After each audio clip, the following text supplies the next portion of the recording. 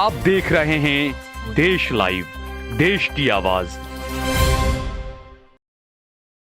अस्सलाम वालेकुम, आदाब, नमस्कार, सत श्री अकाल। देश लाइव में आपका स्वागत है। मैं हूं सहल कुरैशी। दोस्तों, ऐसा लगता है कि जो रेवड़ी कल्चर था, जो चुनाव में हुआ करता था, अब वो राज्यसभा की सीटों में भी होने लगा है और अब वो जो है वो भारत रत्न में भी होने लगा और तमाम अवार्ड्स में भी शायद ये चीजें अब होने लगी है।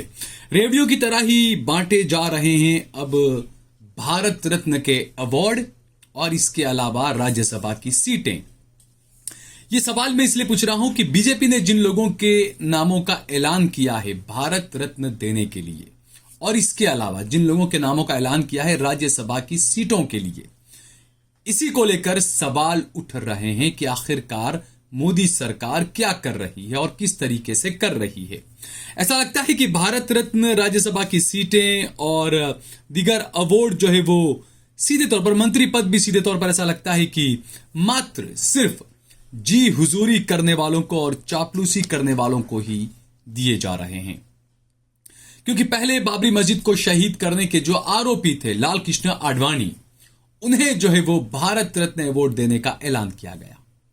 अब वही आडवाणी हैं जिन्होंने कुछ यात्राएं निकाली थी और जहां जहां से उनकी यात्राएं निकली थी वहां पर दंगे हुए थे, हिंदू मुसलमान के दंगे हुए थे। एक जॉर्ज फर्नांडिस हुआ करते थे, उन्होंने ये कहा था कि आडवाणी जी के सामने जब हम गए, आडवाणी जी के सामने कुछ बातें हुई तो आडवाणी जी ने यह कहा था कि आप मंडल कमंडले तमाम राजनीति को लेकर आ गए हो, हमारे पास यानी कि जनता पार्टी और बीजेपी के पास में ऐसा दूसरा कोई रास्ता नहीं बचा है, हमें जो है वो अब मंदिर मस्जिद की बात ही करनी पड़ेगी। यह दावा किया था जॉर्ज फर्नांडिस ने। और उसके बाद जिस तरीके से लाल कृष्ण आडवाणी का पूरा कारकिर्दगी उठाकर देखें, जो उन्होंने किया, जो जो हुआ, मोदी ने कैसे उनको साइडलाइन किया, राम मंदिर का जो आंदोलन उन्होंने चलाया, बाबरी मस्जिद को शहीद करने को लेकर उनका नाम आया कॉन्स्पिरेसी के अंदर, सजा नहीं हुई, और तमाम चीजें एक अलग बात है, लेकिन उन्हें भारत रत्न देने का ऐलान किया गया। उनके बाद अब जिस तरीके से राम मंदिर के लिए 11 करोड़ रुपए का चंदा जिसने दिया था, गुजरात के बड़े हीरा कारोबारी हैं गोविंद भाई ढोलकिया, उन्हें जो है वो बीजेपी ने राज्यसभा की सीट देने का ऐलान कर दिया है। राज्यसभा से, गुजरात से बीजेपी के जो उम्मीदवार होंगे राज्यसभा की सीट के लिए वो होंगे गोविंद भाई ढोलकिया, जिन्होंने 11 करोड़ रुपया राम मंदिर के लिए दान दिया था। अब ढोलकिया का कहना है कि वो नरेंद्र मोदी को 1995 से जानते हैं, जब मोदी मुख्यमंत्री भी नहीं थे, जब मोदी आरएसएस के लिए काम किया करते थे, तब से गोविंद भाई ढोलकिया उन्हें जानते हैं। जिस तरीके से बाबरी मस्जिद पर जो फैसला सुनाया गया था सुप्रीम कोर्ट की तरफ से, तो जो रंजन गोगोई थे, जो चीफ जस्टिस हुआ करते थे उस वक्त, उन्होंने बाबरी मस्जिद पर जो फैसला सुनाया, राम मंदिर के लिए जो फैसला सुनाया, उसके बाद उन्हें भी राज्यसभा की सीट दे दी गई थी, उन्हें राज्यसभा भेज दिया था नरेंद्र मोदी ने। उस वक्त भी कई सवाल उठे थे। इसी तरीके से एक चीफ जस्टिस हुआ करते थे सदाशिव, वो जब रिटायर हुए तो उन्हें जो है वो केरल का गवर्नर बना दिया गया था और बताया गया कि नरेंद्र मोदी और अमित शाह को उन्होंने काफी कुछ मामलों के अंदर राहत दे दी थी, ये आरोप उन पर लगे और उन्हें जो है वो रिटायर होने के बाद में गवर्नर बना दिया गया।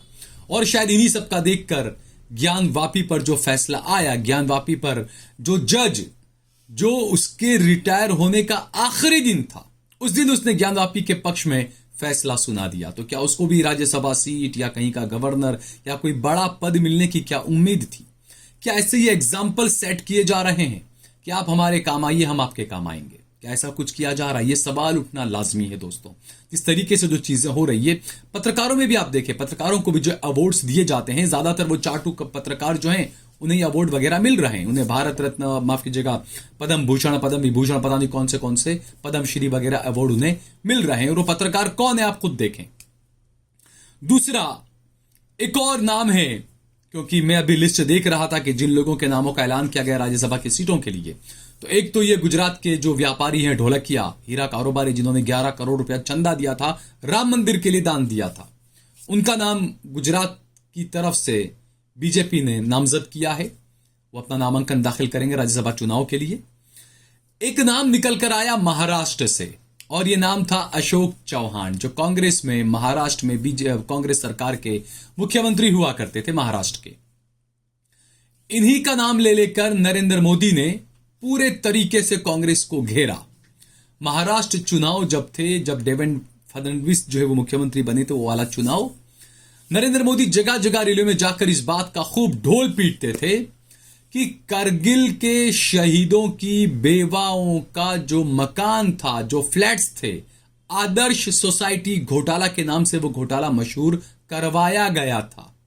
नरेंद्र मोदी बढ़ चढ़कर इसका नाम लेते थे और अशोक चौहान को इसके लिए जिम्मेदार बताते थे, इसका बड़ा आरोपी बताते थे। और वो कहते थे कि जो करगिल के शहीद जो थे, उनकी बेवाओं के जो मकान थे, वो अशोक चौहान ने उसमें धांधली की, मकान ये लोग खा गए, हड़प गए।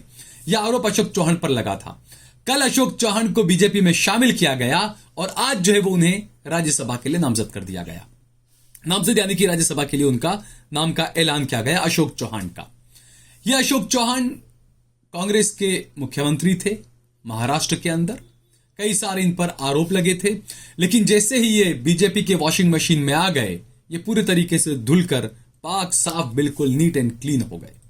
जैसे ममता बनर्जी ने जो कहा था ना, उन्होंने बाकायदा एक डेमो बताया था कि एक वॉशिंग मशीन रखा हुआ है बीजेपी का, काला कपड़ा उसमें जाता है, वो कपड़ा सफेद बिल्कुल बेदाग होकर बाहर आ जाता है। तो जिस अशोक चौहान को आपने देश के सैनिकों के, शहीद सैनिकों की विधवाओं का बड़ा आरोपी बताया था कि विधवाओं का, देश के शहीदों की विधवाओं का मकान जिसने हड़प लिया, यह आरोप उस पर लगे, उस अशोक चौहान को आप फौरन पार्टी में शामिल करते हो और दूसरे ही दिन उसको राज्यसभा का उम्मीदवार बना देते हो महाराष्ट्र से। क्या यही आपका जीरो टॉलरेंस है भ्रष्टाचार के खिलाफ? क्या चौकीदार ही भ्रष्टाचारियों को बचा रहा है? ये आवाज उठना लाजमी है। हमने बंगाल में भी देखा, चिटफंड घोटाले के अंदर जितने भी नाम थे जिनको निशाने पर लिया गया था, वो सभी बीजेपी में गए, पाक साफ हो गए।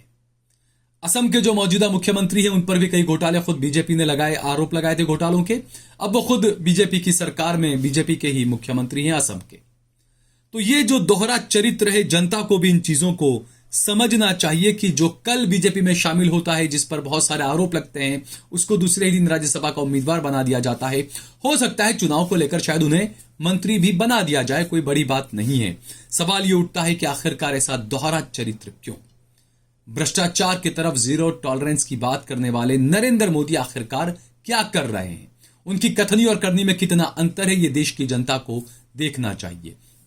क्या महज एक राम मंदिर के नाम पर, इसके पीछे के पर्दे में आप तमाम उल्टे सीधे काम करते रहेंगे? क्या जनता इन चीजों को चला लेगी?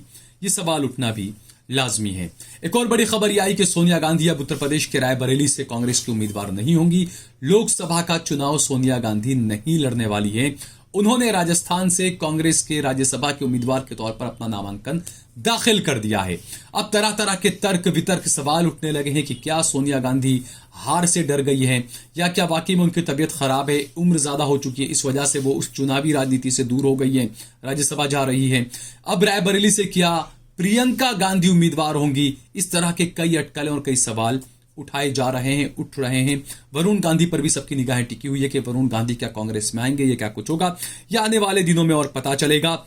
इसी बीच खबर आई कि पूर्व प्रधानमंत्री लाल बहादुर शास्त्री के पोते विभाकर शास्त्री आज बीजेपी में शामिल हो गए हैं और देखना है कि हो सकता है कुछ दिनों के अंदर उन्हें भी कोई लॉलीपॉप थमा दिया जाएगा, अच्छा कुछ दे दिया जाएगा।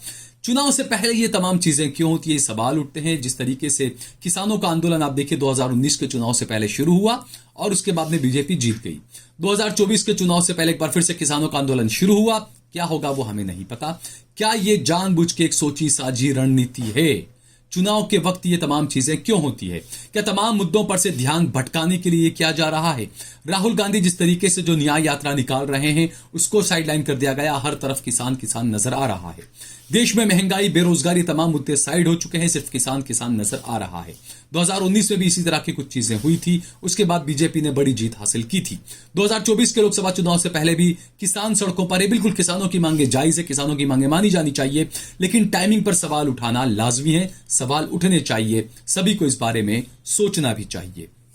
अगर आपको ये वीडियो पसंद आया हो तो इस पर कमेंट करें, इसे लाइक करें, इसे ज्यादा से ज्यादा शेयर करें। अगर आपने हमारा चैनल देश लाइव सब्सक्राइब न किया हो तो हमारे चैनल को जरूर सब्सक्राइब करें। सोशल मीडिया के तमाम प्लेटफॉर्म्स पर, फेसबुक पर, ट्विटर पर, इंस्टाग्राम पर आप सहल कुरैशी ऑफिशियल और देश लाइव के पेज को फॉलो करें, सब्सक्राइब करें। हमने हमारा नंबर भी दिया हुआ है, हमारा ज्यादा से ज्यादा सहयोग करें, समर्थन करें। जय भारत, जय हिंद।